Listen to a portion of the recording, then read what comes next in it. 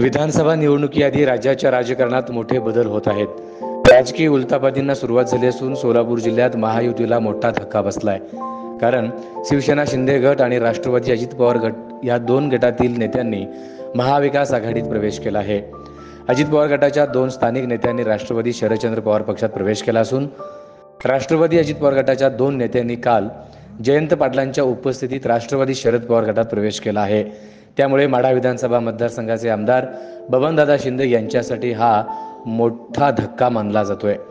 सोलापूरच्या टेंभुर्णीत आमदार बबनराव शिंदेंना विजयसिंह मोहिते पाटलांनी राजकीय धक्का दिलाय.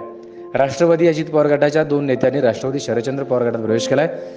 या उपस्थितीत देशमुख बंधूंनी शरद पवार गटात प्रवेश केला असून जयंत पाटलांच्या उपस्थितीने टेंभुर्णीच्या सुरत देशमुख आणि रावसाहेब देशमुख या बंधूंनी शरद पवार गटात पक्षप्रवेश केला आहे. विजयसिंह मोहिते पाटलांच्या पुढाकाराने हा पक्षप्रवेश असल्याचं एकंदरीत बोललं जात आहे.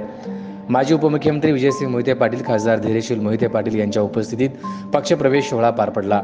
परिवर्तनाची तुतारी माड्यात वाजणार असल्याचा निर्धार देशमुख बंधूंनी यावेळी व्यक्त केला आहे.